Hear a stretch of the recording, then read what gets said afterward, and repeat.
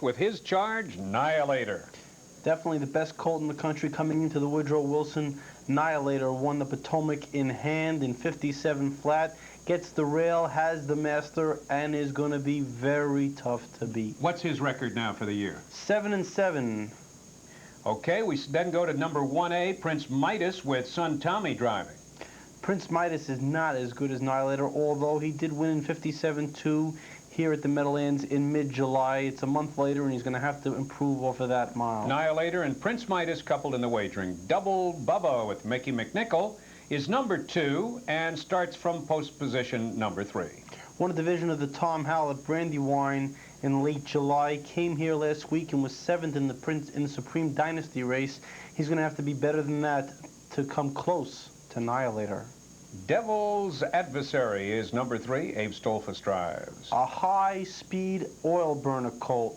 Broke at the start trying to leave last time out. 10th at the quarter, 1st at the 3/4. Amazing high speed, but I don't know if he can touch Nihilator. How about the speed of Rockne Lobell with Mike Gagliardi, number 4? Rockne Lobell is a Nero colt that has shown steady improvement, but once again has not been up against the top colts and has not shown that he fits with these. And a new face for us here, Roving Boy with Walter Ross. Roving Boy has been racing in the Delaware Valley, mostly pacing 2 minutes at Brandywine in his last start, but like we said, when you're going up against Nihilator, he's going to have to be a lot better than that. Magnum Almahurst with Ron Waples in the bike, number 6. Well, if pedigree was to decide the winner of this race, Magnum would have a great shot. He's a full brother to Magnum Almahurst, the horse that won this race a few years back, but Magnum has not shown that he's in the class of Magnum Almahurst. Classy driver, Bill O'Donnell drives Kazan Hanover. Yes, full brother to Good to See You, top colt that Bill Popfinger had at one time. Kazan's only won once in 5 starts and with a record of 2-1 and change. That's the field. Now let's take a look at the closing prices. 1 to 5 for the Nihilator Prince Midas entry. Double Bubba, 40 to 1. Devil's Adversary is at 3, the second choice. Rockne Lobell, 30. Roving Boy up there at 35.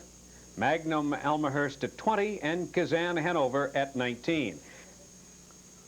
We call them bridge jumpers, and the explanation is obvious. Take a look at the amount of money bet in the show pool here 30 seconds or so before the start of the race. 57,000 total, and 51,000 of that bet on the number 1 horse. We understand that one person bet 30,000 to show on the entry from the Haughton barn, Nihilator and Prince Midas. Let's see if that bridge jumper collects his money. They're all on gate, and we're ready for the start of the 6th race. Tom? They're off. Nihilator and Devil's Adversary leave. Prince Midas moves immediately to the rail 3rd. Double Bubba alongside in 4th. They're followed by Rockne Lobell. Then it's Roving Boy, Magnum Almahurst, and Kazan Hanover. Around the first turn, and it's Nihilator now in front. By 2 lengths, Devil's Adversary is racing 2nd. Prince Midas is 3rd. A big gap, almost 5 lengths back to Double Bubba, pacing 4th, now beginning to close that gap. Next in line, it's Rockne Lobell, followed by Roving Boy. The first quarter, 29 seconds flat. Moderate pace for Nihilator, who takes the field into the backstretch with a 3-length lead. Devil's Adversary is racing 2nd. Prince Midas is 3rd by 2.5. And then it's Double Bubba, followed by Rockne Lobell, Roving Boy, Magnum Almahurst, and Kazan Hanover. They continue up the backstretch. Nihilator breezing along with a 2.5 length lead. Devil's Adversary remains in 2nd. Prince Midas is 3rd. Roving Boy is 1st over now, and he's gaining ground from 4th. Magnum Almahurst follows that move 5th. Halfway home, 59-4. A slow pace for Nihilator, in front all the way by 2.5 lengths. Devil's Adversary is 2nd down the inside, beginning to pick up the chase. Roving Boy remains 1st over now, gaining ground on the outside. Magnum Almahurst picking up cover, racing in 4th. And then farther back, it's Prince Midas 5th toward the inside. Midway around the turn, Nihilator still on top. He's pressured now by Roving Boy on the outside.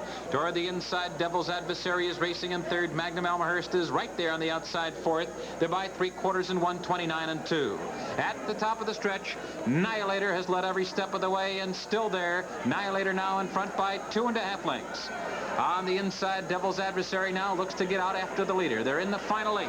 Nihilator in front by 2 lengths. Here comes Devil's Adversary on the outside with the challenge. Prince Midas goes off stride. They're coming to the wire. Nihilator in front, and Nihilator remains undefeated the final time here, 156-1.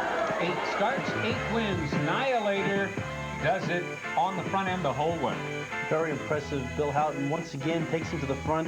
The field was just afraid to come near him. They don't want to get burnt up, and they didn't. But the Devil's Adversary got away well, held the pocket strongly, and closed as well as you can close into the final quarter, which was 26-4. Probably the fastest quarter on the clock in the history of 2-year-old racing at the Meadowlands. And there you see it, 26-4, last half 56-2. Nihilator strong all the way.